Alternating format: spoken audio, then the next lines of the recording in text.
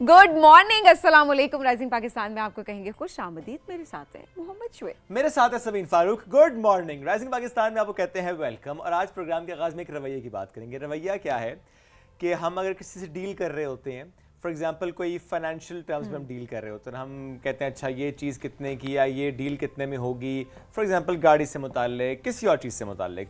सो हमारे यहाँ एक कल्चर है, वो ये है कि हम फ़ोन पे भी पूछते हैं चीज़ देखे बगैर ना, अच्छा फाइनल कितने की कर लेंगे।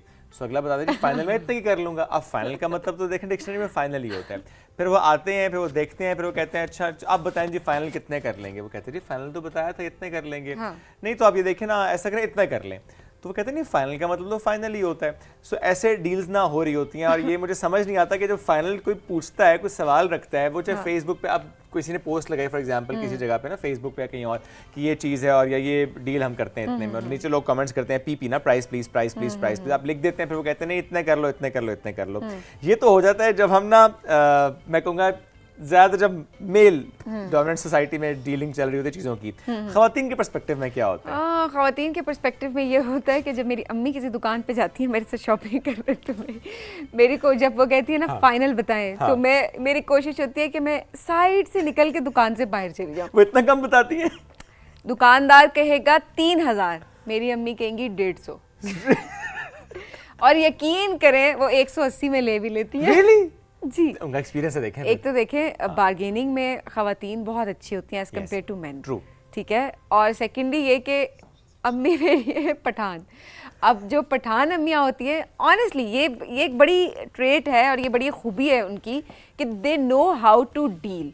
वो फ़ौरन से समझ जाते हैं अगले बंदे का बिहेवियर एंड दे नो कि अच्छा इस चीज़ की वर्थ कितनी है, और उसकी वर्थ के मुताबिक वो चीज़ लेंगे और अपनी बात मनवाएंगे। सो मेरी अम्मी का ये सीन है। और लिटरली शुएब मैं तो जब वो कहती है ना 3000, जब वो कहते हैं 3000, तो मुझे पता होता है कि यहाँ से क्या ऑफर है निकल के, तो पहले तो अगला बंदा भी जो है वो हैरान हो जाता है, कहते हैं 150 और फिर उसके बाद 180 में देता है, मतलब 20-30 रुपए ऊपर होता है। लेकिन इसमें समटाइम्स सभी एक और गड़बड़ हो जाती है। कुछ ख़वातीन जाती हैं शॉपिंग करने के लिए, वो कहती हैं फॉर एग्जांपल उन्हें सूट लेना है, वो दुकानदार कहेगा जी ये सूट है फॉर एग्जांपल 7000 रुपये का, वो कहेंगे नहीं नहीं भाई मैं तो 3000 ही दूंगी। वो दुकानदार कहता है नहीं बाजी ऐसा करें 6 कर लें, नहीं नहीं भाई 3000 दूंगी। वो कहता है अच्छा 5 कर लें, नहीं भाई 3000 दूंगी। भाई 4 कर लें, नहीं भाई 3000 दूंगी। 3500 कर लें, नहीं भाई 3000 दूंगी। अच्छा करते करते दुकानदार 3000 का दे देता है। वो खातून ना बड़ी उस वक्त तो खुश होती है ना कि मैंने 3000 का ले लिया, 1 मिनट के लिए खुश होती है, लेकिन देन वेरी नेक्स्ट मिनट वो खुद सोचती है ज़्यादा तो नहीं बता दिया मैंने 3000। फिर घर आके जब बताएंगे ना अपनी कजन्स को, फैमिली मेंबर्स को कि मैंने 3000 का सूट लिया, वो कहेंगे महंगा ले आई हो, महंगा ले आई हो वाकई। अच्छा अब वो देखें दुकानदार भी तो अब बिजनेस है ना, देखें दुकानदार को भी तो पता है ना कि उसने डील कैसे करना है कस्टमर्स के साथ। सो वो उनको पता है कि कम करवा के प्राइस इतनी होनी है तो वो भी प्रॉफिट रख के। जस्ट इमेजिन, मतलब कौन है इस दुनिया में जो आपको मुनाफे के बगैर कोई चीज़ देगा? हर कोई बिजनेस रन कर रहा है। अब मुनाफा थोड़ा हो ज़्यादा वो अलग बात है, लेकिन दुकानदारों को पता होता है कि उन्होंने किसको कितना रेट कोट करना है और उसके मुताबिक उन्होंने कितने में चीज़ देनी है। लेकिन अगेन हमारी अम्मियाँ जो है वो भी बड़ी सियानी है। और आई विश कि ये खूबी जो है ना मेरी अम्मी की, ये खूबी मेरे अंदर ज़रूर आ जाए कि मैं बार्गेनिंग कर सकूँ।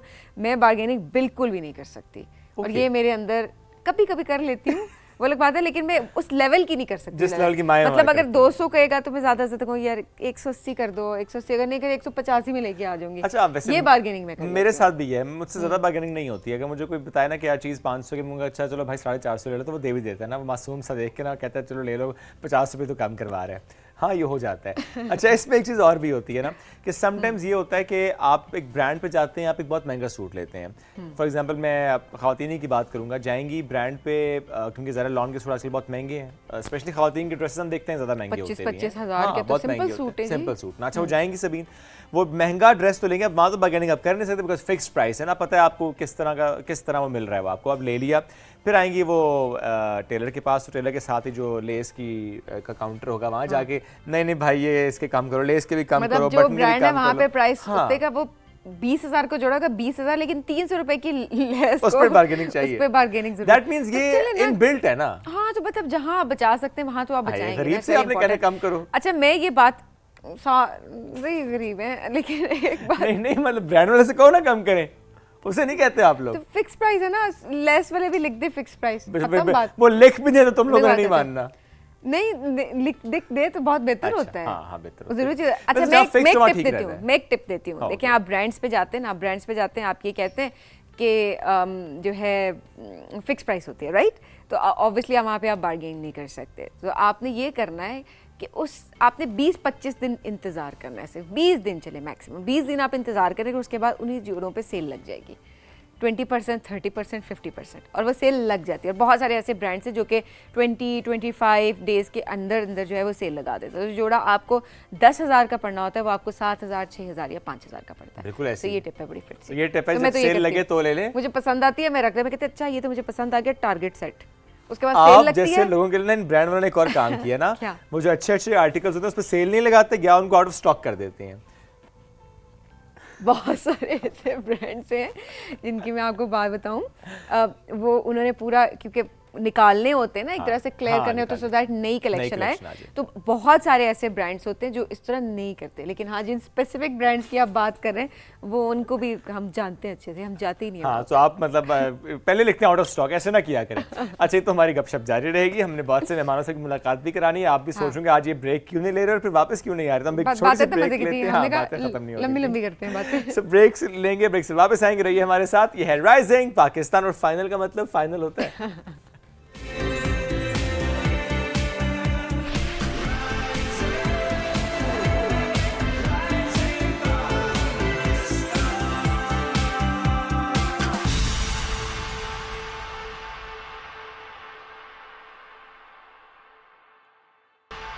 Welcome back to rising Pakistan में आपको कहेंगे खुशामदीद। और आर्ट की जब हम बात करते हैं ना, हम कहते हैं कि आर्ट एक ज़बरदस्त फॉर्म है किसी भी चीज़ को एक्सप्रेस करने की। आपके अंदर क्या चल रहा है, आप क्या बताना चाहते हैं, किस तरीके से आपने एक्सप्रेस करना है, वो आप इतनी खूबसूरती से रंगों के ज़रिए बयान कर देते हैं। एब्सोल्युटली डिफरेंट मटेरियल्स का इस्तेमाल करते हैं। आपका कैनवस आप खुद चूज करते हैं कि अच्छा मैंने कहाँ पे किस तरह से आर्ट तख्लीक करना है। क्रिएटिविटी होती है ना, आपके अंदर की क्रिएटिविटी जो है वो बाहर आती है। समटाइम्स ये भी होता है कि आप अपने आसपास के माहौल को एब्जॉर्ब कर रहे होते हैं, बल्कि मोस्ट ऑफ द टाइम यही हो रहा होता है कि आसपास के माहौल को आप एब्जॉर्ब कर रहे होते हैं और उसको फिर आप एक्सप्रेस कर रहे होते हैं in your own unique way. So आज एक ऐसे ही मेहमान ने हमें ज्वाइन भी किया। वैसे तो वो इंटरनेशनल सर्टिफाइड फर्नीचर आर्टिस्ट हैं, फर्नीचर रिवैम्पिंग में उनका बड़ा नाम है माशाल्लाह। लेकिन उसके साथ साथ जब हम आर्ट की बात करते हैं तो वो बहुत से मटेरियल्स का इस्तेमाल करते हैं, फनपारी तख्लीक भी करती हैं। और आज चूंकि वो मौजूद हैं दरमियान हमारे, उसके साथ उनका कुछ काम भी हमारे साथ स्टूडियो में मौजूद है। सेट जो है वो बड़ा खूबसूरत लग रहा है। सेट दिखाइए जी, साथ साथ हम वेलकम भी करते हैं। हमारे साथ मौजूद है जी अमरीन दुरानी साहिबा। अस्सलाम वालेकुम, कैसी हैं आप? अस्सलाम, मैं बिल्कुल ठीक हूँ, आप बताएं कैसे? अल्हम्दुलिल्लाह बिल्कुल ठीक ठाक। अच्छा, तो ये इतने खूबसूरत जो फनपारे हैं इस पर तो हम आएंगे, लेकिन थोड़ा सा अपनी जर्नी से मुतालिक बताएं। As a international certified furniture artist, normally हम आर्टिस्ट के डोमेन में तो ख़वातीन को बहुत देखते हैं, बट फर्नीचर का जब टर्म आता है ना तो हमें वहाँ ख़वातीन ज़रा कम नज़र आती हैं। सो क्या चीज़ थी जिसने आपको पुश किया कि अच्छा फर्नीचर आर्टिस्ट की तरफ जाना है? अच्छा, actually I am a born artist. मेरा जो है जो मेरी जर्नी गुजरी है वो फाइन आर्ट से रिलेटेड गुजरी है। कलर्स के साथ मुझे बहुत शौक़ है जो है करना। फिर आहिस्ता आहिस्ता जब शादी हुई और उसके बाद अपना थोड़ा सा ये ब्रेक मिला मुझे, और बच्चे बड़े हुए, उसके बाद मैंने सोचा कि अब मुझे अपना जो आर्ट है दोबारा उसको निकालना है और आर्टिस्ट को बाहर लेकर आना है। तो मैंने फिर सोचा कि मैं पहले कुछ वर्कशॉप्स अटेंड करूं, क्योंकि मुझे ऑब्वियसली टाइम हो चुका था, काफ़ी ब्रेक ले लिया था। फिर मैंने अपने आप को पॉलिश करने के लिए काफ़ी वर्कशॉप अटेंड की, और फिर आहिस्ता आहिस्ता मेरा जो है इंटरेस्ट बढ़ता गया फर्नीचर की तरफ। जो हमारे आजकल के जो फर्नीचर्स होते हैं, जो हमारे पुराने हो चुके होते हैं, कुछ हमारी लेगेसी के होते हैं, कुछ हमारी जहेज़ के होते हैं, तो लेडीज़ का स्पेशली ये होता है।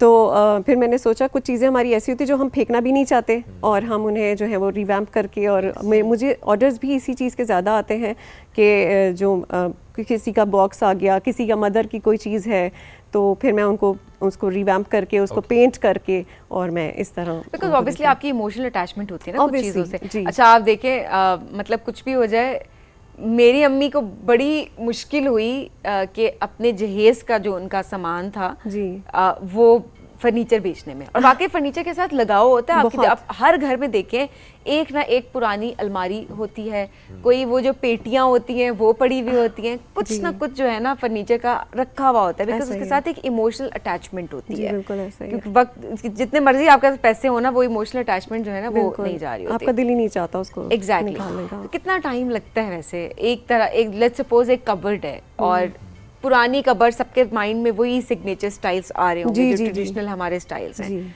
उनको रिवैम्प करते हैं एक कबर्ड को आपको कितना वक्त लग जाता है? तकरीबन 1 वीक लग जाता है। Okay. जी 1 वीक लग जाता है। फिर उसको एक्चुअली उसके खाली वो नहीं होते, हम पहले उसको सारे कलर को रिमूव करते हैं, फिर उसको जो है नए जो पेंट वो बताते हैं, जो भी कलर कॉम्बिनेशन वो बताते हैं उसके हिसाब से हम उसे करते हैं। फिर उनको सूखने में तकरीबन 3 से 4 दिन लगते हैं पेंट को, और फिर उसके बाद आखिरी जो हम उन पे वार्निश करते हैं, फिर वो 1 हफ्ता तो समझे लग ही जाता है उसको खूबसूरत बनने में। Very nice. वक्त लगता है जी, इसमें बहुत मेहनत होती है। अच्छा, इसमें आपकी अपनी क्रिएटिविटी ज़रा ज़्यादा होती है, लेकिन वो जो क्लाइंट होता है वो सिर्फ सजेस्ट करता है आपको, या वो डिमांड करता है कि मुझे ये रंग चाहिए, या उसके माइंड में कुछ चीज़ होती है? जी बिल्कुल ऐसा ही है। कलर वो स्कीम हमें अपनी बताते हैं, अपने रूम के हिसाब से मुझे कलर स्कीम बताते हैं वो, और फिर मैं उसके बाद उसे उनके मुताबिक तैयार कर देती या हूँ। गाइड करती होंगी ना कि नहीं आप ये जो सोच रहे हैं ना ये ठीक नहीं है, अगर हम इसको इस तरह कर लें तो ज़्यादा अच्छा लगेगा, ट्रेंडी या कभी मॉडर्न। ऐसे क्लाइंट आते हैं जिन्हें कभी मैं बताती हूँ, लेकिन कुछ ऐसे होते हैं ना जो कहते हैं नहीं ये ही चाहिए, तो फिर हम उन्हें फिर मजबूरी हो जाती है। फिर मजबूरी हो जाती सो है। रिवैम्पिंग का ही ज़्यादा काम आपका चल रहा है? जी, और साथ में रेजन का भी। अच्छा, तो इसमें रेजन आर्ट हमें नजर भी आ रहा है, बल्कि हम साथ साथ जाते भी हैं इधर। जी, जी। और जी शुएब, यहाँ आप से जरा start हमें करते नजारा हैं। कराएं जी। इतने खूबसूरत आर्ट पीस। इससे स्टार्ट करते हैं। It's beautiful. बल्कि इस तरह से ऊंचा करता हूँ, ऐसे रख के देखते हैं। जी इससे एक्सप्लेन करें जी। जी, ये आयरस आई है, आपने आजकल देखा होगा जो हम लोग ईवल आई जो आजकल चल रही है, टार्किश ईवल आई, ये जी, उससे इम्प्रेस होके ये मैंने बनाई थी अपनी लास्ट एग्जीबिशन में, और ये बहुत लोगों को पसंद आई थी। और इसमें मैंने कलर्स इसीलिए ब्लैक यूज़ किया था क्योंकि बहुत सारे लोग नहीं पसंद करते कि ईवल आई को मुझे नहीं। ट्रेडिशनल जी जी, वो उसका जो काला नहीं, काला। ये क्या है? रेजन ही है? जी जी, ये रेजन है, रेजन के साथ मार्बल्स यूज़ किए हैं और इसमें ग्लिटर्स यूज़ किए हैं। Okay, that's Very nice. nice. कितना वक्त लगा इसमें? इसको अगर आप पूछेंगे तो ये सिर्फ 2 दिन में बनाया मैंने। Oh wow, Really? जी, माशाल्लाह, बहुत जबरदस्त। बहुत रेजन जबरदस्त। आर्ट आपने वैसे सीखा कहाँ से? मतलब मैंने प्रॉपर्ली कोई जी वर्कशॉप थी ऑनलाइन? जी ऑनलाइन वर्कशॉप्स भी ली हैं, लेकिन उसके अलावा मैंने इंटरनेशनल जाके दुबई से सीखा है। दुबई से सीखे। चलें इस पे आते हैं जी। माशाल्लाह, it's beautiful. Thank you so much. एक तो खूबसूरत आयत, थैंक यू। और इसके साथ आपने फ्लावर्स और बहुत ही प्यारा कलर कॉम्बिनेशन। जी ये अच्छा, तो ये चिप बोर्ड के ऊपर रेजन? जी, ये MDF के ऊपर है। MDF जी, वो क्या होता है? वुड बोर्ड जो होता है। वुड बोर्ड होता जी, है। जी। जैसे अक्सर वो जो क्या उसे कहेंगे, कुछ लोग काम कर रहे थे ना बोर्ड्स के ऊपर, ये वो वाला बोर्ड ही जी है जी ना? जी मैं जी समझ जी, रहा ये हूँ कैनवस नहीं है मगर कैनवस नहीं है, हाँ, बोर्ड है। बोर्ड है जी, जिसपे वुडन लोग बोर्ड काम है। कर रहे होते हैं। मुझे भूल रहा एग्जैक्टली वो कौन से प्रोफेशनल होते हैं जो कि इस पे काम करते हैं। वो हम तो MDF ही कहते हैं। MD, अब मुझे नहीं पता, ये मुश्किल काम हो गया मेरे लिए। प्रोफेशनल ये लेकिन texture- लेकिन ये जो कलर है- कॉम्बिनेशन इसका बहुत बहुत अच्छा थैंक यू वेरी मच। ये टेक्सचर आर्ट है। हाँ। ये टेक्सचर Okay. पेस्ट के साथ मैंने फ्लावर्स बनाए हैं, ठीक फिर है। उसको मैंने पेंट किया है, एंड आखिर में जो है वो आयत का लगा के मैंने वाइनल स्टिकर लगा के ऊपर रेजन पोर किया। Very हस्बुन nice. अल्लाह व निअमल वकील। जबरदस्त। जबरदस्त। और इसमें जिस तरह पिंक के 2 शेड्स हैं ना, तो सबीन को तो वैसे पिंक बहुत ज्यादा पसंद मुझे है। तो वैसे ठीक है। पीच है, वैसे पिंक जी, peach पिंक का। की फैमिली हो गई ना, रेड की फैमिली हो गई। सबीन के तो You know, स्पेसिफिक है I'm- ना, ये बेबी पिंक है, कैंडी Shoaib, पिंक I'm है, very डार्क पिंक है, particular shocking about pink pink है। color. हाँ, मुझे पता है, इसीलिए मैंने कहा ना, she is very particular about it. इसलिए मैंने पहले बताया। वो सेम है, पीच ही है। वो जो बैक वाला है वो रस्ट कलर में आएगा। चलें, मैंने कहा ना ये स्पेसिफिक जाएगी। इस पे आते हैं जी। ये भी सेम रेजन ही, राइट? जी, रेजन है, और ये भी टेक्सचर के साथ मैंने ट्री बनाया है। अगर ये इसकी लाइट ऑन हो सकती है तो आप देख सकते हैं, ये बड़ा खूबसूरत मैंने पीस बनाया था। और ऊपर मैंने सारा ये जो है ये रिफ्लेक्टिव ग्लास, इसकी लाइट नीचे छोटा लाइट सा- भी है। जी, छोटा सी एक लाइट लगाई है लेकिन ऑन मैंने। कैसे होनी है? नीचे एक छोटा सा स्विच लगा हुआ है। बैक साइड पे ना? जी जी, नीचे आप ये ये बिल्कुल, अब ये शुएब जल गई की है, मुश्किल जी। जो है ना वो हम ऑन तो किया है वैसे नहीं, मैंने। वो ऑफ हो गई, आपने ऑफ कर दिया। अच्छा, ऑफ ऑन कर हो दिया। गई थी। जी, ये हो गई। ये देखें जी, जबरदस्त। वो साइड्स पे ये- देखें ना जी। ये साइड्स पे देखें। अच्छा, मैंने ऑफ नहीं की, ये देखें अभी ऑफ हो जाएगी। अच्छा जी, तो पीछे रखता हूं तो वो प्रेस हो जाती है। प्रेस हो जाता है बटन ना, जी। लेकिन खूबसूरत ये एक्चुअली वॉल जबरदस्त। हैंगिंग है ना, तो ये वॉल पे लग के नहीं होती है। हाँ, फिर नहीं, अभी तो चूंकि हमने उसके रखा हुआ स्टैंड ये, के ऊपर। जी। ऑलराइट, जिस पे आ जाते हैं। ये भी अगेन बड़ा डिफरेंट है। इसमें तो आपने की कार्व्ड वुड यूज जी की है। जी, बनवाया है मैंने ये बनवाया specially, आपने। और ये मैंने जो है डेकोपाज के साथ किया है, क्योंकि मेरी स्पेशलिटी रेजन में ही है, तो मैंने हर डिफरेंट टेक्निक्स के साथ रेजन को यूज़ किया। यानी आपको उसमें टेक्सचर आर्ट भी मिलेगा, आपको डेकोपाज भी मिलेगा। नहीं, ये ये एक क्या, राइस ये print है पेपर, क्या ये? जी, ये एक राइस पेपर है, और Okay. उसके साथ मैंने ये बाकी के जो है सारे Wow. एम्बोस किए इसमें हैं। तो आपने कोई 3-4 क्या तरह बात का है। New techniques use की क्रिएटिविटी हैं। आपने ऐड कर जी, दी है। जी, that's ये very Sufi nice, theme it's के very साथ है। different। क्या बात है, जबरदस्त। अब अच्छा, ये जो आपके आपके साथ साथ हैं, है ये देखिए कितना प्यारा सा है। जी, ये की होल्डर है, ये प्योर रेजन में बना हुआ है। वुड के ऊपर, और इसके साथ क्योंकि ये घरों में लोग पसंद करते हैं, कॉम्बिनेशन भी मैंने इसीलिए डोर के साथ ही रखने के लिए रखा है।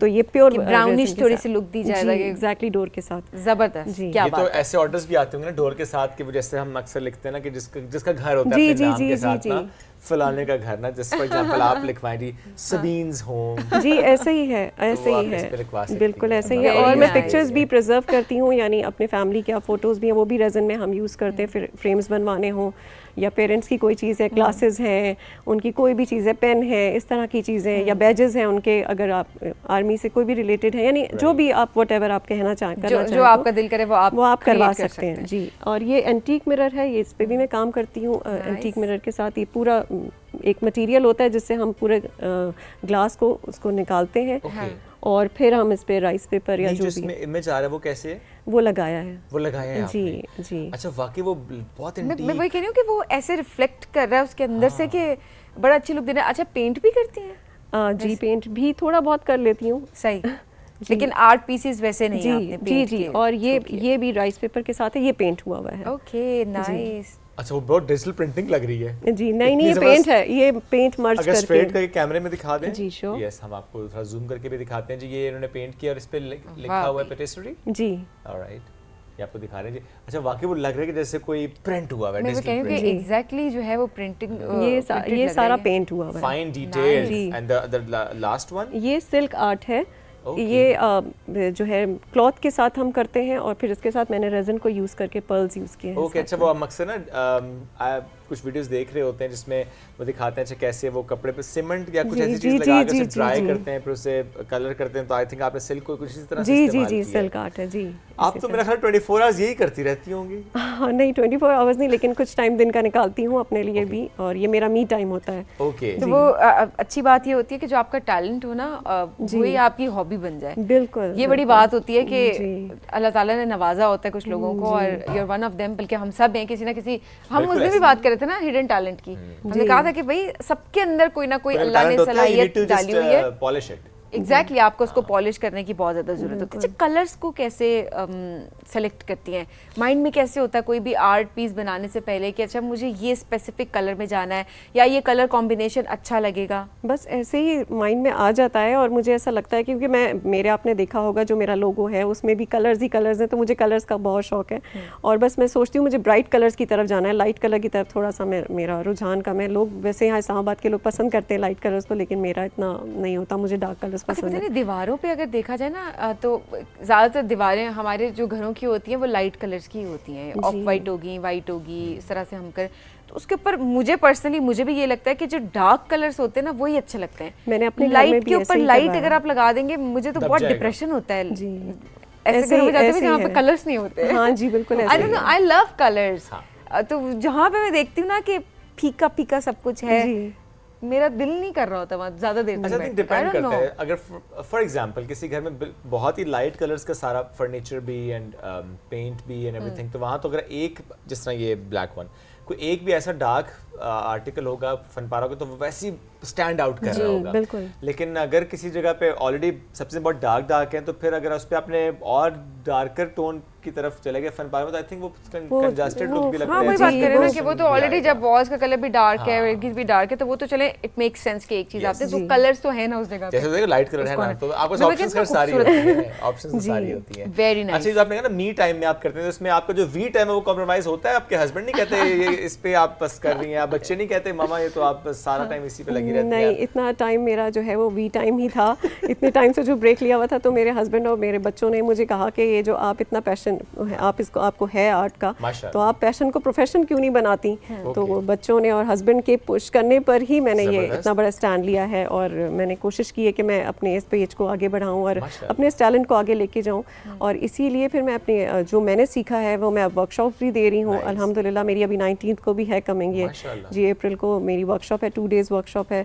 और मैं सोचती हूँ कि जो पाकिस्तान में बच्चियों के पास इतना टैलेंट है वो वेस्ट नहीं होना चाहिए, उसे यूज़ में लाना सही चाहिए। बात और आजकल आप देख रहे हैं हर जगह पे ये रेजन और फर्नीचर का काम बहुत ज्यादा। हो अच्छा, रहा रेज़िन है। का तो कुछ सालों से बहुत ही ज्यादा बहुत हो रहा है। चर्चा हुआ, जी। और बहुत से लोगों ने उसको पसंद भी किया, और जिस तरह आप सीखने की बात है, बहुत से लोगों ने सीखा और किया और बाकी प्रोफेशनली लेकर चल रहे हैं उसको। कभी ऐसे होता है कि आपके हस्बैंड की तरफ से आए कि सीए का फन पारे पे, अच्छा इसको अगर ऐसे कर लेती है, बच्चों की तरफ से मामा जरा इसको ऐसे अगर कर लेती है। Productive criticism. जी जी बिल्कुल बिल्कुल, मेरे हस्बैंड करते हैं, हेल्दी क्रिटिसिज्म होता है, और मुझे और मैं उनसे कहती भी हूँ, पूछती भी हूँ कि कैसा है, तो वो मुझे मशवरा ज़रूर देते हैं और मैं लेती ज़रूर हूँ, क्योंकि वो ही मेरे लाइफ पार्टनर है, तो मैं उनसे जो है वो ज़रूर मशवरा लेती हूँ। क्या बात है, वैसे बड़े लकी हैं वो फिर, है ना? उनकी बेगम उनकी डिमांड पे भी कभी कुछ बनाया है? बिल्कुल, उनकी डिमांड पे भी बनाया है, और उनको गिफ्ट भी किया था, और उनके ऑफिस में भी एक मेरी क्लॉक लगी है। क्या बात आप चाहते हैं जहाँ जहाँ वो जाए ना, वो आपकी वहाँ पे झलक सी हो, झलक सी हो, कनेक्ट रहे। क्या बात। अच्छा जी, अच्छा, बच्चों को भी शौक है आगे सीखने का? नहीं, बच्चों को इतना नहीं है शौक, बच्चों की पढ़ाइयाँ ही काफ़ी हैं। अच्छा, एक मिनट, बच्चे अबू भी चले गए इसका मतलब है? जी बिल्कुल। ये सारा प्यार है प्याजी।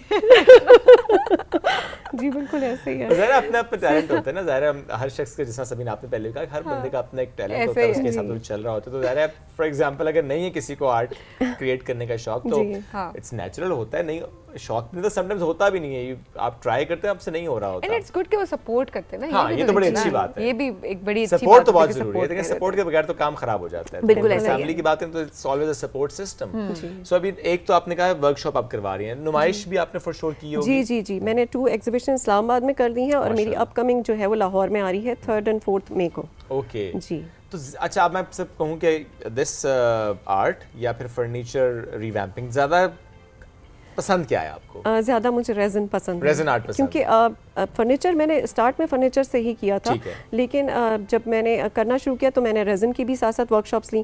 फिर मैंने एक दिन मैं बैठी हुई थी, मेरा एक ऑर्डर आया हुआ था रिवैम्पिंग का ही, तो मैंने उसमें जब मैंने सोचा मैं इसमें एक्सपेरिमेंट करती हूँ, मैं इस पर रेज़न डाल के देखती हूँ, और वो इतना खूबसूरत पीस बना, तो उसके बाद फिर मैंने अब रेज़न और फर्नीचर को साथ लेके चलना शुरू कर दिया, क्योंकि वो अभी जब मैंने स्टार्ट किया था उस वक्त वो पाकिस्तान में आया नहीं था। तो जब मैंने स्टार्ट किया तो उसके बाद फिर लोगों ने देखा और पसंद किया, तो और लोगों ने भी स्टार्ट किया करना। अच्छा, ऑर्डर्स भी अच्छे आ रहे होते हैं लोगों का इंटरेस्ट के पर्सपेक्टिव में? जी, कभी बहुत अच्छे आते हैं, जब मेरी एग्जीबिशंस होती हैं उस वक्त तो मेरी सेल भी बहुत अच्छी होती है, और ऑर्डर्स भी अच्छे आते हैं, और कभी स्लो भी हो जाता है। और ऑनलाइन इंटरनेशनल ऑर्डर्स भी आपके ऑनलाइन उसमें जरूर? नहीं, इंटरनेशनल अभी तक मैंने नहीं। अच्छा, अभी तक आपने स्टार्ट नहीं किया, लेकिन वैसे जो है वो लोग कर रहे थे। जी जी, क्योंकि अमूमन होता है ना, हम आसानियां बड़ी ढूंढ रहे होते हैं ना फर्नीचर के पर्सपेक्टिव से अगर बात करें। बेशक इमोशनल अटैचमेंट होती है, लेकिन बाज़ औक़ात ये लाइक अच्छा अब किसको दें, क्या करें, अब इसके ऊपर कैसा आइडिया होगा, अच्छा लोड करा के भेजना फर्नीचर, सबसे बड़ा जो मुश्किल काम है ना, फिर लोग अपना इंटरेस्ट भी शो करना बंद करते, कहते हैं अच्छा इससे बेहतर है कि बेच दें। जी, नहीं, इससे बेहतर सोफे में चादर डाल देते हैं। हाँ, अक्सर लोग यही कहते हैं ना, चादर डाल देते हैं ऊपर, उसको वही कहते हैं भेज के डेकोरेट करने के बजाय या उसके ऊपर वो स्टिकर लगा दें, वो जो मिल रहे होते हैं स्टिकर, या उसके ऊपर ना को रंग बिरंगी चादरें और दो डेकोरेशन पीसेस लगा के, वो कहते हैं हमारा आर्ट यही है। एग्जैक्टली जी। अच्छा, इसका मतलब है आपके घर में तो कोई फर्नीचर भी या कोई पीस ऐसा नहीं होगा जो कि अपनी असली हालत में होगा? नहीं, बिल्कुल ऐसा ही है, ऐसा ही है। मैंने हर चीज़ पे एक्सपेरिमेंट कर लिया है। ओके, हर चीज़ एक्सपेरिमेंट वो कर चुकी हैं। और घर वाले खुश हैं एक्सपेरिमेंट से? जी जी, बहुत खुश हैं। जो आते हैं तो उनको एंटर होते के साथ ही वो ये कहते हैं किसी आर्टिस्ट का घर लग रहा है। माशाल्लाह, वो ज़ाहिर है, नजर भी आना चाहिए ना कि आर्टिस्ट का घर है जब कोई दाखिल हो। सो वो चाहे फिर आपका ड्राइंग रूम है, लिविंग रूम है या बेडरूम है, जो भी है, तो वो उसमें झलक नजर आ रही थी कि आपने अपने क्रिएटिविटी से उसको मुज़य्यन कर रखा है। अच्छा, थोड़ा अगर बिगिनर्स के पर्सपेक्टिव से बात करें, क्योंकि शुएब ने भी जिस तरह से बात की कि बड़ा ही ये एक इम्पॉर्टेंट चीज़ है, मतलब लोगों का इंटरेस्ट भी बहुत ज़्यादा अभी तक बढ़ना शुरू हो गया ना इसमें। सो आप क्या टिप्स देंगी जो बिगिनर्स हैं, जो शुरू करना चाहते हैं या जिन्होंने अभी स्टार्ट किया है, किस तरह से कहाँ से स्टार्ट करें, क्या चीज़ें वो अपने माइंड में रखें थ्रू आउट? देखिए, उनको जब बिगिनर्स होते हैं उन्हें एक प्रॉपर वर्कशॉप की ज़रूरत होती है, ठीक है। रेज़न एट इटसेल्फ जो है वो एक्सपेंसिव है, और उसके लिए हम ये कि ऑनलाइन वर्कशॉप्स भी हैं और फिज़िकल वर्कशॉप भी हैं। तो जो इंटरेस्टेड हैं उन्हें लाजमी वर्कशॉप की तरफ आना चाहिए, क्योंकि ऐसा आर्टिकल आप ऐसे नहीं बना सकते कि 2 केमिकल को आपने डाला और उसके बाद आपने पोर कर दिया। इसमें पोरिंग भी बड़ी मैटर करती है। पोरिंग हमें हर जगह की पोरिंग, जी, हर चीज़ की टेक्निक अलग है। कि आप ट्रे बनाएंगे उसकी पोरिंग अलग है, कोरल बनाएंगे उसकी टेक्निक अलग है। तो इसके लिए आपको प्रॉपर एक वर्कशॉप लेनी ज़रूरी है। Okay, that's nice. और इसमें जो आपने कहा एक्सपेंसिव है, जो रेज़न है, जिस तरह हम देखते हैं डाइनिंग टेबल्स भी इसकी बन रही होती हैं, ड्यूरेबल होती हैं?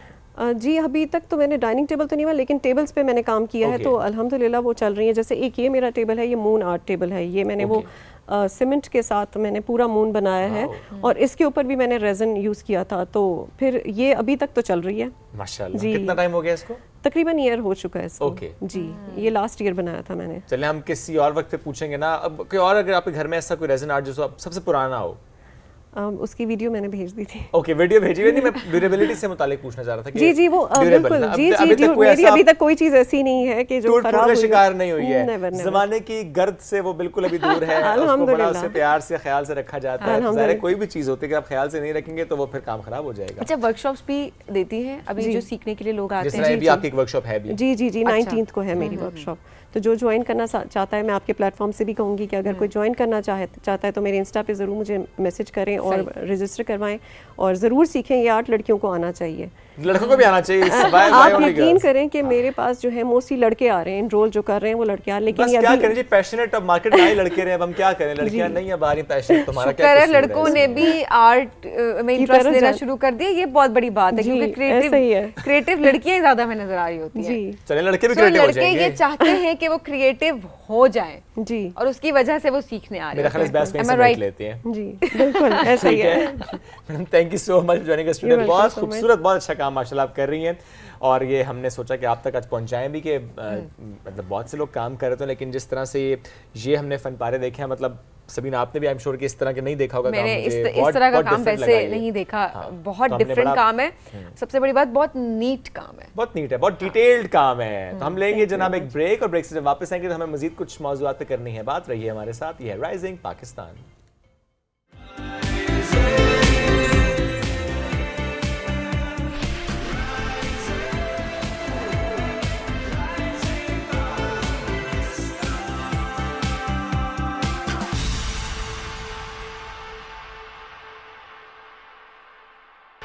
Welcome back to rising Pakistan में आपको कहेंगे खुश आमदीद। और अगर तो बचपन में कहीं आप गिर गए, आपको चोट लग गई और आपका दांत टूट गया, और उसके बाद वो दांत वापस नहीं आ रहा, तो ऑब्वियसली उसका कितना बुरा इम्पैक्ट आपकी स्माइल पे आता है। हाँ, आपकी लुक्स है सारी ना, खराब हो आपकी जाती पूरी हैं। लुक्स, क्योंकि जो आपकी स्माइल होती है ना, देखें वो आपके ओवरऑल लुक्स को डिफाइन करती है। आपने तो स्किन चमकाई हुई हो, मेकअप किया हुआ हो, आप बन ठन के बैठे हुए हो, बट अगेन जब आप स्माइल करें और आपका दांत ना हो तो कैसा फील हो? यार बचपन क्यों इतना फोकस किया? कभी कभी बड़ों के दांत भी टूट जाते हैं। नहीं बड़े, मतलब कोई ट्रॉमा है, कुछ है, एक्सीडेंट हो गया खुदा ना हाँ, तो खास्ता, मैंने कब कहा कि तोड़ देते हैं कोई? वो मैंने भी यही मतलब- कहा ना, टूट जाते हैं।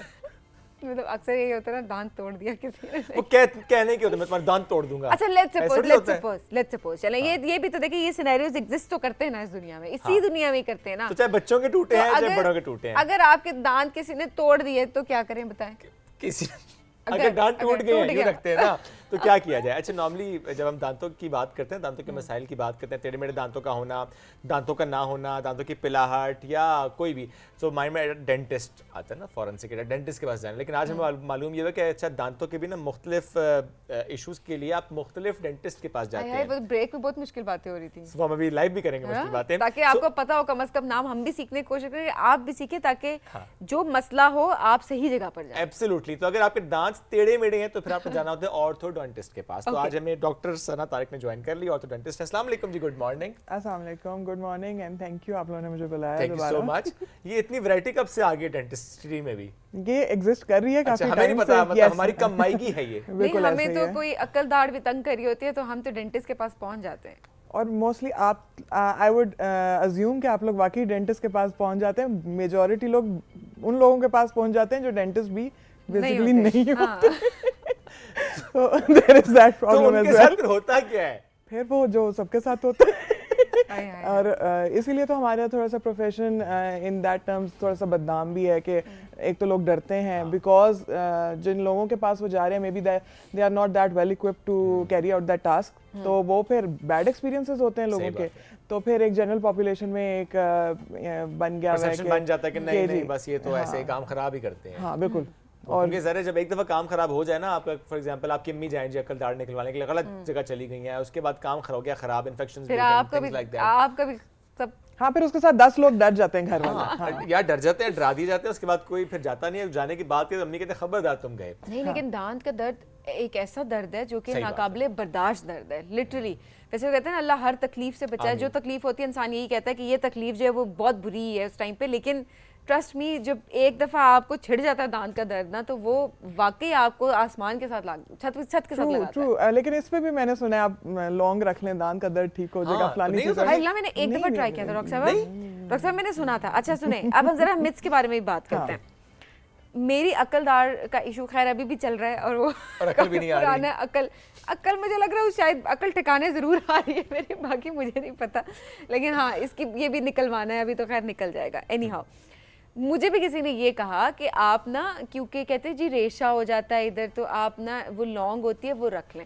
अच्छा मुझे थोड़ा सा दर्द था और मैं पेन किलर्स अवॉइड कर रही थी कि वो ज़्यादा obviously they are not good, तो मैंने कहा, और ये होता है कि थोड़ा अवॉइड करें, थोड़ा सो जाएं उठ जाएं तो थोड़ा कहीं ना कहीं बेहतरी आ जाती होती है। मैंने लौंग रख ली, मैंने लौंग रखी और उसके बाद जो मुझे दर्द हुआ मैं आपको बता नहीं सकती, वो नाकाबिले बर्दाश्त दर्द था जो कि मुझे नॉर्मली भी नहीं हो रहा था। तो लौंग ने लश्करारा आई नहीं मारा, डोंट दर्द बढ़ाया। अंडरस्टैंड कि लोग कैसे लौंग रख लो फराना रख लो, इसके नुकसानात क्या हैं? अच्छा लौंग के अंदर बेसिकली जो कंपोनेंट है वो यूजिनॉल है।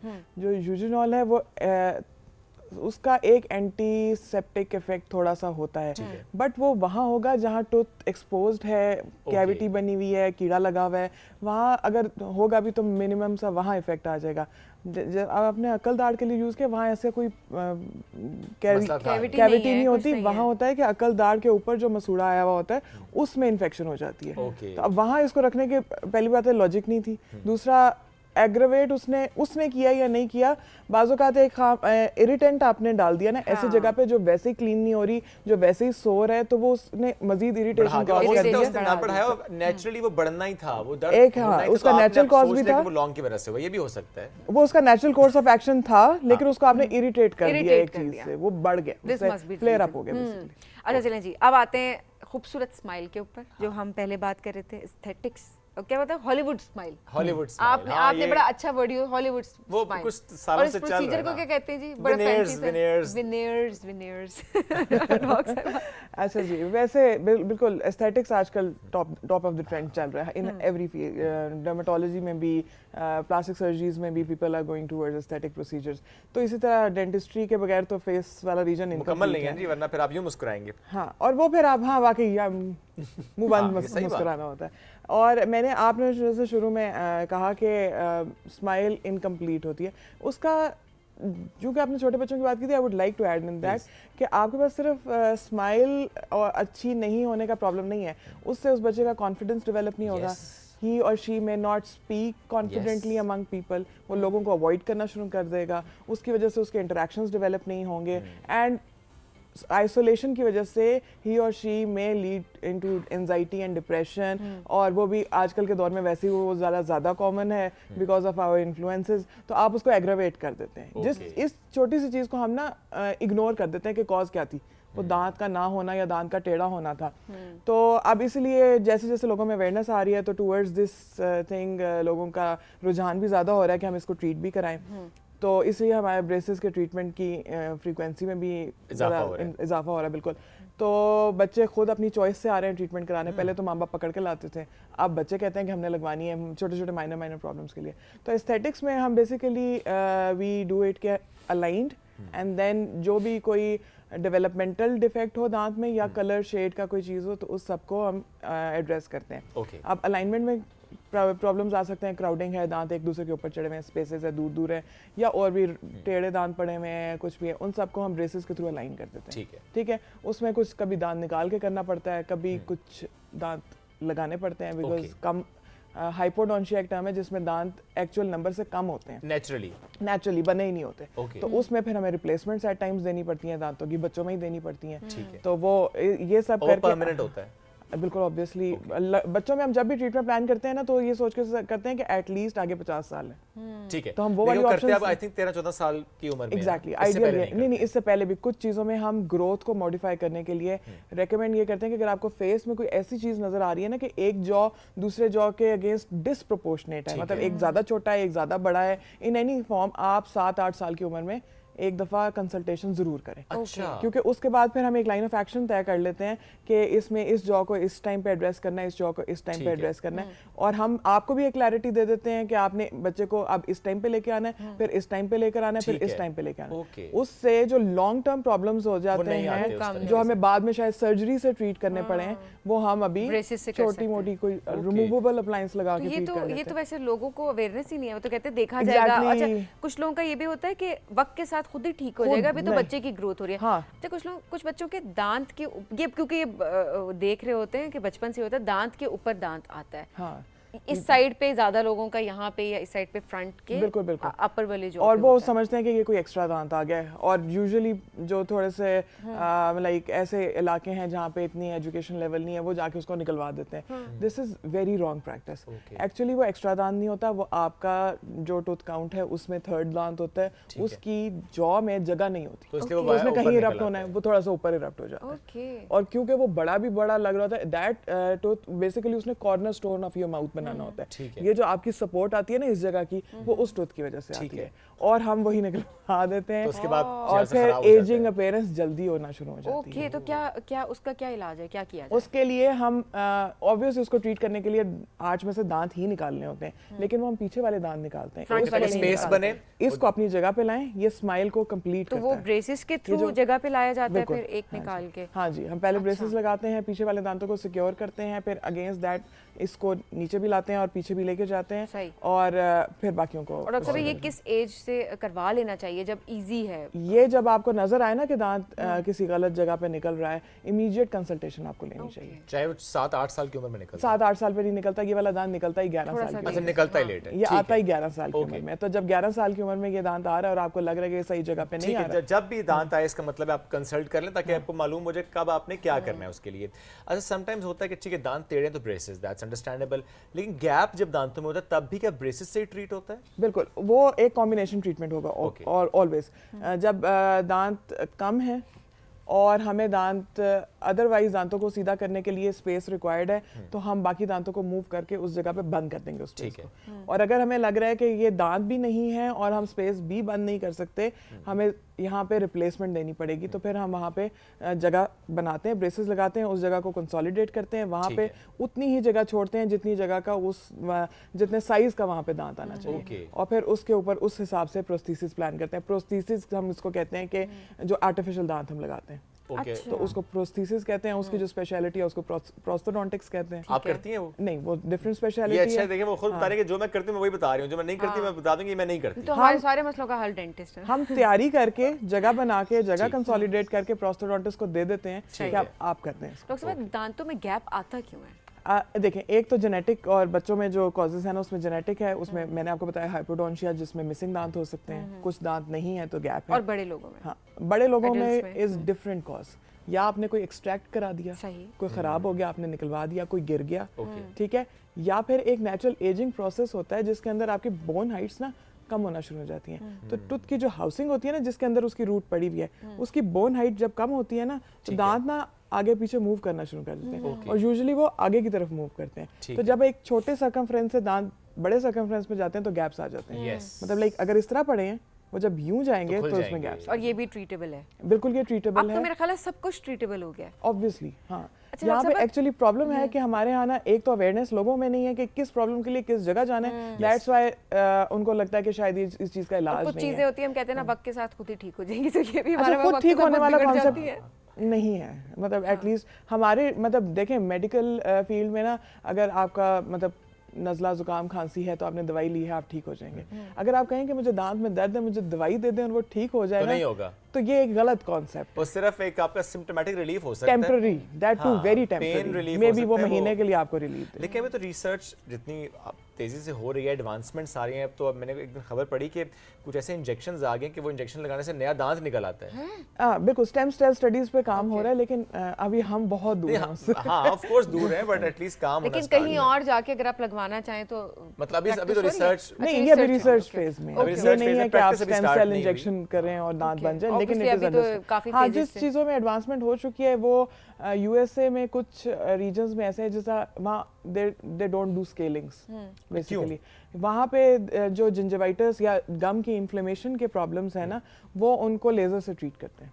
अच्छा, वो लेज़र से जो माइक्रोबायोटा होता है, जो डिजीज कॉजिंग माइक्रो ऑर्गेनिजम्स हैं, जर्म्स जिनको हम कहते हैं, वो उनको लेज़र से किल कर देते हैं। तो खुद ही जिंजिवाइटिस खत्म हो जाता तो है। इन्फेक्शन बैठ जाएगी ना। ओह, तो वो जो कैलकुलस भी जमा होता है वो नहीं, खत्म हो जाता कैलकुलस को रिमूव करने के लिए तो ऑब्वियसली वो तो physical मैकेनिकल करना ही एक्शन पड़ेगा चाहिए आपको। आपको। तो हम अभी इसमें भी थोड़ा सा पीछे, लेकिन आई रियली विश कि अब क्योंकि आहिस्ता आहिस्ता एक मुल्क में जब ट्रेंड शुरू होता है तो आहिस्ता आहिस्ता सारे उसको अडॉप्ट करना अभी शुरू ये कर जो लेते मैंने हैं। बात की है ना, ये ट्रेंड वहाँ पे भी नहीं है, ये वही रिसर्च वाली फेज में। अच्छा, अभी भी रिसर्च आहिस्ता- और आहिस्ता अगर इसमें हो आगे भी रही हैं तो बहुत बहुत इलीट पॉश किस्म के सेटअप्स All में। right. ठीक हो गया। अच्छा, ये जो जो हॉलीवुड स्माइल एवेनियर्स की हम बात कर रहे थे, who is the right candidate for that? और क्या इसके कुछ साइड इफेक्ट्स भी होते हैं, जो कि if I am not wrong तो उसके लिए आप दांतों को रगड़ते हैं, उसको बल्कि काटते हैं प्रॉब्ली, फिर चढ़ता है उसके ऊपर कुछ, तो मैंने सुना कि बाद में सेंसिटिविटी भी होती है और it's not that long and also lasting. Is it painful? अच्छा, बहुत सारे मैं सवाल बारी बारी इन सारे हाँ, बहुत प्रॉब्लम्स सारे कर रहा सवाल हूँ। हैं। सबसे हमारे पहले दिमाग किस में जितने थे ना हमने सब आपसे सारे पूछे। आपने अब मुझे बारी बारी उसको एड्रेस कर दो। अच्छा, कौन करा सकता है, किसको कराना चाहिए? अच्छा, हमारी फील्ड में जो एस्थेटिक्स है ना, उसमें बुक आपको ये नहीं बताएगी कि यहाँ पे ये ट्रीटमेंट करना है, ये आप हैं जिसको फील होगा ठीक है। कि मुझे ये चाहिए। ठीक है, अब मे बी मेरे थोड़े से टेढ़े दांत हैं and I am okay with it, ठीक है, जाने दो। लोग, मैंने ऐसे भी लोग देखे हैं जो इससे भी ज्यादा टेढ़े दांत होंगे और very confident, they don't feel any need. लेकिन कोई ऐसे भी लोग होंगे जिनको छोटा सा माइनर प्रॉब्लम होगा but they are very much overwhelmed with that, तो वो चाहते हैं कि हमारा ट्रीटमेंट हो, तो they need treatment. The treatment need is identified by the patient himself और हरसेल्फ। ठीक है, पहली बात के अगर आपको लगता है कि आपको जरूरत है तो obviously you should get a consultation. ठीक है, वन थिंग। अच्छा, उसके बाद अगर हमें लगेगा कि यहाँ पे रिस्क और बेनिफिट, ठीक है, वो हमने वो वे करना है कि आपको जो बेनिफिट हम दे रहे हैं इस ट्रीटमेंट से, उसकी कॉस्ट, ये वो चीज़ें, उसके अगेंस्ट रिस्क ज़्यादा हैं, तो वो हम आपको ज़रूर एक्सप्लेन करेंगे कि आपको इतनी ज़रूरत नहीं है इस ट्रीटमेंट की, because it is aesthetic treatment. But अगर स्टिल आप चाहते हैं तो आप कर देंगे, कर देंगे, obviously.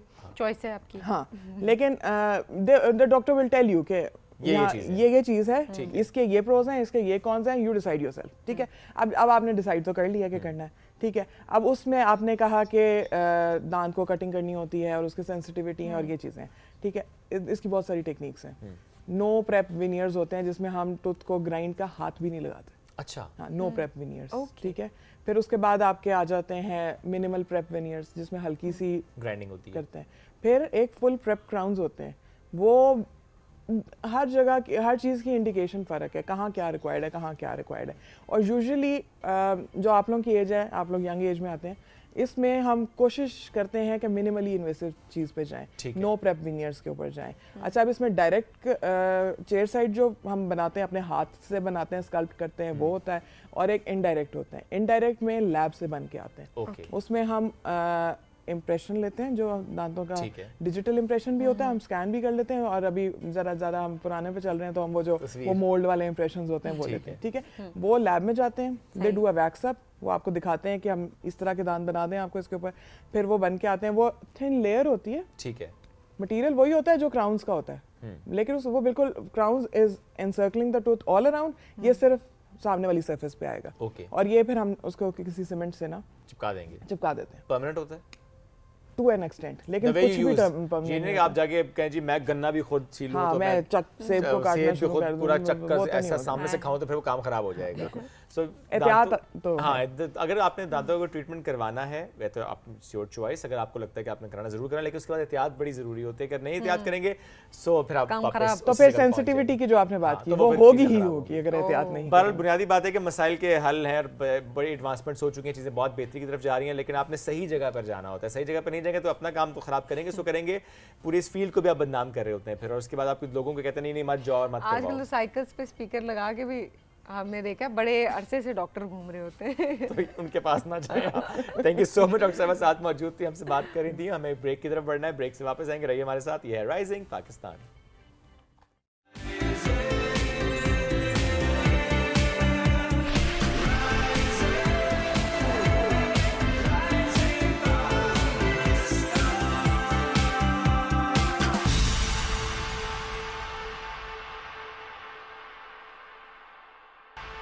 Welcome back after the break. Rising Pakistan में एक बार फिर कहते हैं खुश आमदीद और बात करते हैं आज ट्रेनिंग्स की। ट्रेनिंग्स कितनी इंपॉर्टेंट होती हैं, specially in the professional circle, professional life, corporate trainings बड़ी इंपॉर्टेंट होती हैं और बड़ा अच्छा है। अब तो इसका रुझान के हम देख रहे हैं कि टाइम टू टाइम ट्रेनिंग्स कराई जा रही होती हैं, ट्रेनर्स आते हैं, वो आपको गाइड भी कर रहे होते हैं।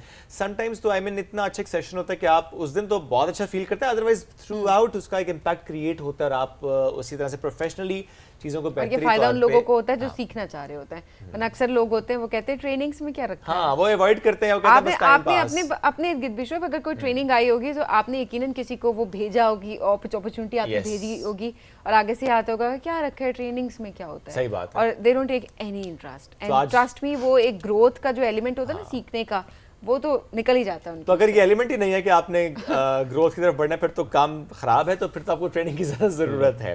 सो आज हम इस मौजू पे बात भी करेंगे। हमें एक ज़बरदस्त पर्सनालिटी ने ज्वाइन किया है, मेहताब हमीद साहब इनका नाम है, सर्टिफाइड ट्रेनर है, सर्टिफाइड परफॉर्मेंस कोच है, NLP मास्टर प्रैक्टिशनर है। तो आज ज़रा NLP से मुतालिक भी बात करेंगे, मेरा तो फेवरेट सब्जेक्ट भी है ये।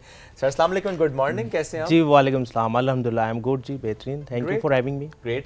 इससे पहले कि हम मौजू पे जाएं, अभी ब्रेक पे एक बात हुई, आपने कहा कि अगर हम ये कन्वर्सेशन करें कि मैं ये करने की कोशिश करूंगा तो फिर दिमाग कंफ्यूज हो जाता है, तो प्लीज एक्सप्लेन करें पहले इस जमले देखें, जो वर्ड्स हैं उनका हमारे माइंड पे बड़ा ज़्यादा इम्पैक्ट होता है। सो ट्राई का वर्ड जो है ना माइंड को बड़ा लो करंट देता है, जिसकी वजह से आपका बिहेवियर एक्शन में नहीं आता। ठीक है। या तो आप करते हैं या नहीं करते। सो ट्राई का वर्ड कंफ्यूज करता है, ठीक है। सो आपके वर्ड्स आपके बिहेवियर को ड्राइव करते हैं। सो वर्ड्स को बड़ा वाइजली चूज करना है, बिकॉज सेल्फ टॉक की परसेंटेज 70% है जो हम अपने साथ करते हैं। अब जैसे सेल्फ टॉक होगी, जैसे वर्ड्स होंगे, वैसा ही आपका बिहेवियर होगा। सो ट्राई के वर्ड को अगर आप अपनी वोकैबुलरी से एलिमिनेट कर लेते हैं, देन आपकी लाइफ में एक बड़ा चेंज आएगा। बिकॉज जहाँ पे आपने कोई चीज़ करनी है, देन 100% फिर आपने करनी है। तो क्या जुमला क्या होना चाहिए? देखिए, उसमें यह है कि आपने एक्शनेबल वर्ड्स लेके आने हैं, लाइक कि मैंने इस चीज़ पर फोकस नहीं लेके जाना तो नहीं लेके जाना, दैट्स इट।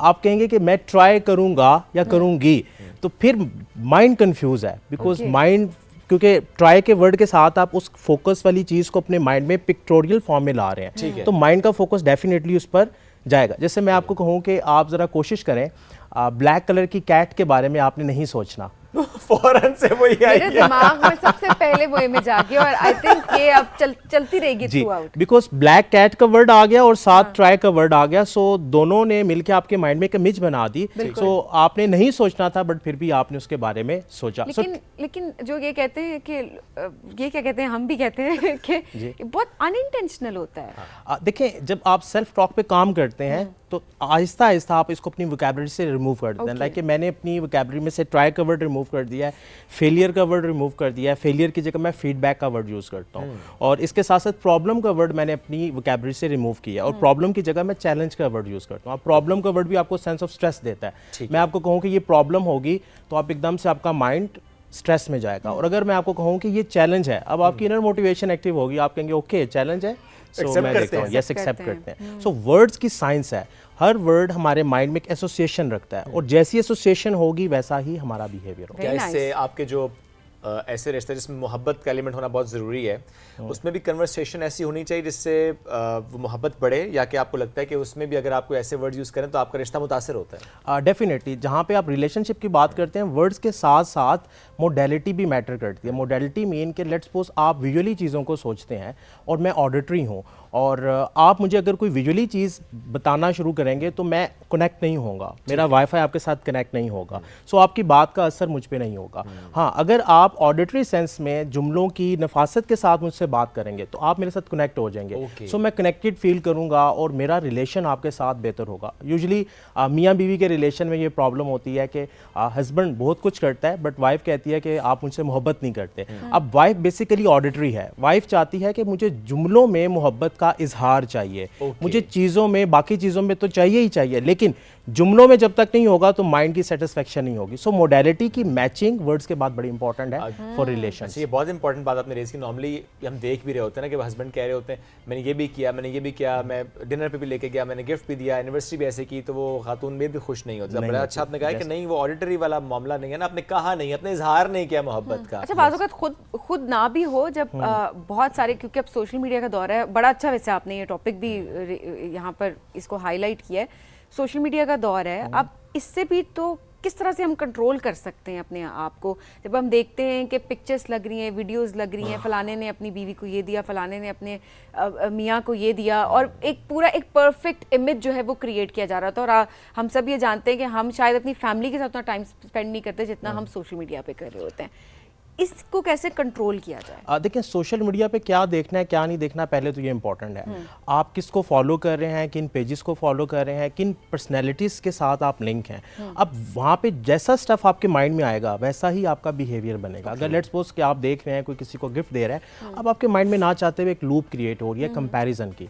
उस कंपैरिजन की वजह से आप अपनी लाइफ में खुश नहीं होंगे, खुशी का ग्राफ आपका डाउन हो जाएगा, बिकॉज आप अब अपना कंपैरिजन आउटसाइड वर्ल्ड के साथ कर रहे हैं। जबकि जो कंपैरिजन है, माइंड कहता है वो आपने अपने साथ करना है कि कल आप कहाँ थे, आज कहाँ हैं। खुशी का ताल्लुक आपके अपने साथ कंपैरिजन के साथ है और प्रेजेंट में रहने के साथ है। बिकॉज जब हम अननेसेसरी कंपैरिजन में जाते हैं तो डेफिनेटली माइंड जो है अगेन वो स्ट्रेस में चला जाता है और खुशी का ग्राफ आपका डाउन हो जाता है। Okay, that's nice. चलिए बात है जरा एनएलपी पे, न्यूरो लिंग्विस्टिक प्रैक्टिशनर आप हैं माशाल्लाह। इसमें आप अब तो इसमें बड़ी तरक्की भी हुई और लोग अब तो ये भी कहते हैं कि इवन पेनलेस डिलीवरीज में भी एनएलपी यूज हो रहा होता है। एग्जैक्टली। किसी कोई तकलीफ में है, क्या वाकई एनएलपी उसकी तकलीफ खत्म कर देता है या उसको भुलाने में मदद देता है ट्रॉमास में? देखें, जो बेसिकली अगर ट्रॉमास की बात करें तो आपकी एक टाइम लाइन है आपकी लाइफ की। आप प्रेजेंट में हैं, एक पास्ट है, एक फ्यूचर है। पास्ट में आपकी कोई भी प्रॉब्लम है, आप टाइम लाइन में जाके उस प्रॉब्लम को क्योर कर सकते हैं, आप उस इंटेंसिटी को कम कर सकते हैं, बिकॉज आपके माइंड में मेमोरी सेफ है। उस मेमोरी में जाते हैं और उसमें जो प्रॉब्लम वाला स्लॉट है आप उसको सॉर्ट आउट करते हैं, आप उस इंटेंसिटी को कम कर सकते हैं। और इसी तरह आप अगर फ्यूचर की बात करते हैं, फ्यूचर में आप कुछ देख रहे हैं तो आप एनएलपी की मदद से अपने फोकस को कंटिन्यूसली उस फोकस पॉइंट पे रखते हैं, जिसकी वजह से आपके माइंड की मूवी वही रहती है, आपकी माइंड की फैक्ट्रीज पे काम करती है और वो गोल अचीव करना आपके लिए आसान हो जाता है। क्या इसका क्रिमिनल माइंड्स पे भी असर होता है? जैसे हम अक्सर देखते हैं ना कि रिहैब सेंटर्स बन रहे होते हैं, जेल्स में भी ये काम हो रहा होता है, क्या एनएलपी का यूज़ वहाँ पर भी हो सकता है कि हम उस क्रिमिनल माइंड को चेंज करें जस्ट विद द कन्वर्सेशन?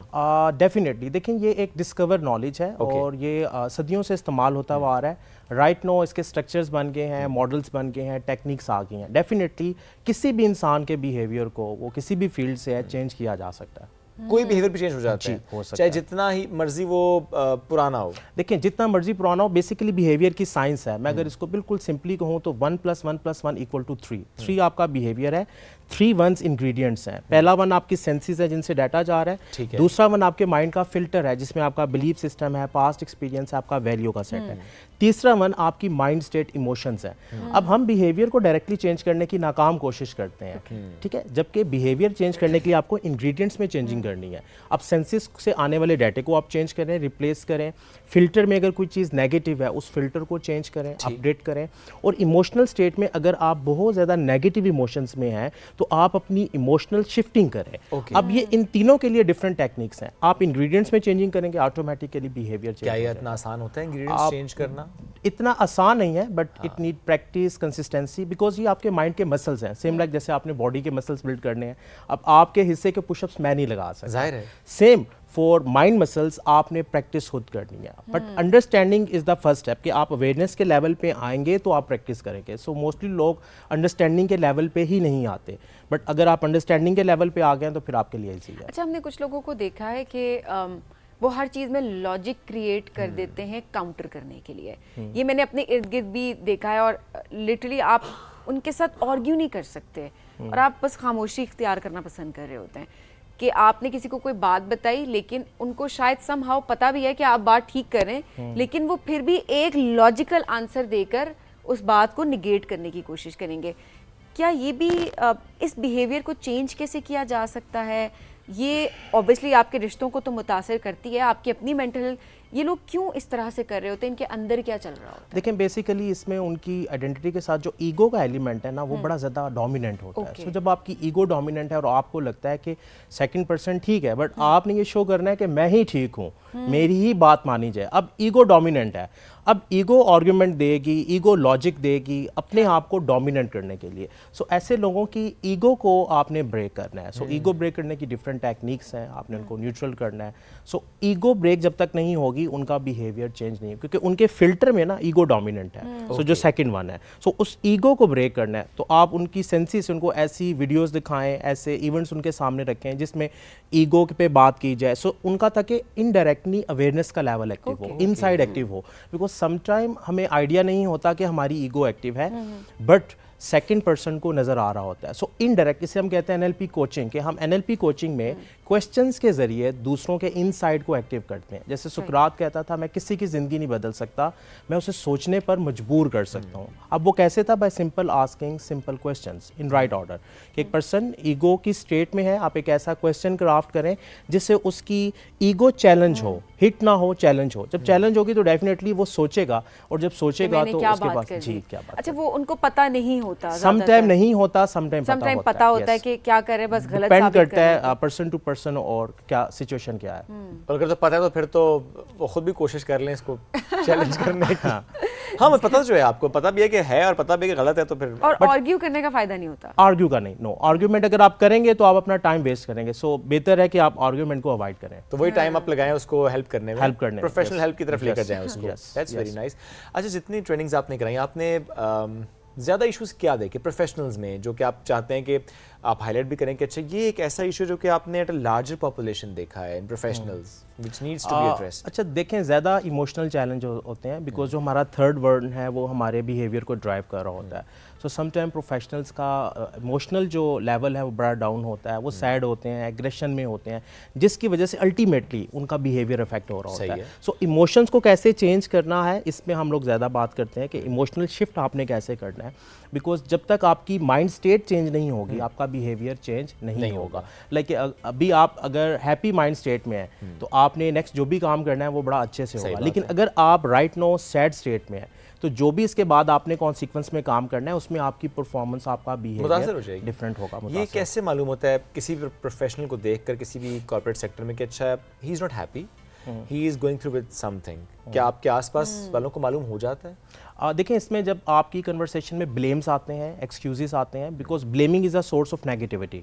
जैसे ही नेगेटिविटी एक्टिव होती है आपके नेगेटिव इमोशंस एक्टिव हो जाते हैं। So blaming is a source of negativity. अगर आपको कन्वर्सेशंस में ब्लेमिंग नज़र आ रही है कि मेरी तो ऑर्गेनाइजेशन ही ठीक नहीं है, मेरे तो बॉस ठीक नहीं है, मैं बहुत काम करता हूँ बट मेरी तारीफ नहीं की जाती। सो ब्लेमिंग और एक्सक्यूजेस ये आइडेंटिफिकेशन करते हैं कि right now person is in negative energy, और जब नेगेटिव एनर्जी में है तो उसके इमोशंस भी नेगेटिव होंगे। अच्छा, जो नेगेटिव एनर्जी होती है, अब हम इसको बड़ा नेगेटिव ले भी रहे होते हैं कि ये तो बंदा ही बड़ा नेगेटिव है, लेकिन जिस तरह आप बता रहे हैं कि वो उस इमोशंस हैं जो वो अपने एक्सप्रेस कर रहा होता है। एग्जैक्टली तो कैसे डील किया जाए? तो क्योंकि हम ऐसे लोगों से भी दूरी इख्तियार कर लेते हैं, हम कहते हैं ये तो है ही ऐसा, ये तो है ही नेगेटिव पर्सन, हालांकि वो दूसरे को नुकसान नहीं पहुंचा रहा था, वो सिर्फ ये गिला कर रहा होता है हर बात में कि कंप्लेंट्स बहुत ज़्यादा कर रहा होता है, ही और she is not happy. Like कि उसमें देखें आप उसके सामने एक तो उसका फोकस चेंज करने की कोशिश करें, और humour is a great tool कि आप ह्यूमर की मदद से उसके एकदम फोकस को चेंज करते हैं।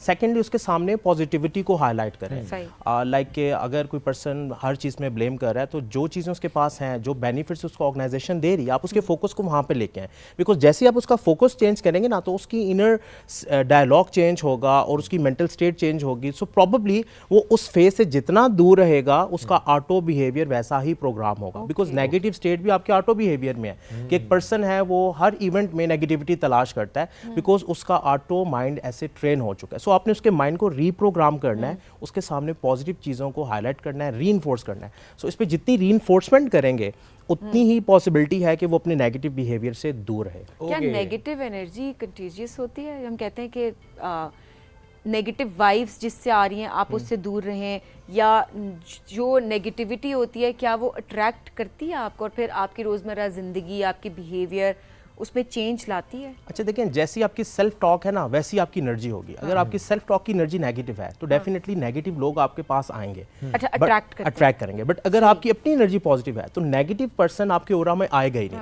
वो जैसे ही आएगा आपको फील आ जाएगी, आप उसके साथ कनेक्ट नहीं कर पाएंगे। जैसे हमने स्टार्ट में बात की थी कनेक्शन की, बिकॉज कम्युनिकेशन में 4 स्टेप्स हैं। पहले में हम अपना वाईफाई कनेक्ट करते हैं, सेकेंड में हम अंडरस्टैंड करते हैं, थर्ड में कम्युनिकेशन की एक्चुअल चीज़ आती है कि आप शेयरिंग करते हैं जो कुछ भी है। अब कनेक्शन तब तक बिल्ड नहीं होता जब तक आपकी एनर्जी मैच नहीं होगी, बिकॉज हमने फील किया कि समटाइम हम कहीं जाते हैं और किसी पर्सन के साथ एकदम से फर्स्ट टाइम हमारा connect कनेक्शन करते बिल्ड हो जाता है बिकॉज एनर्जी मैच हो रही है।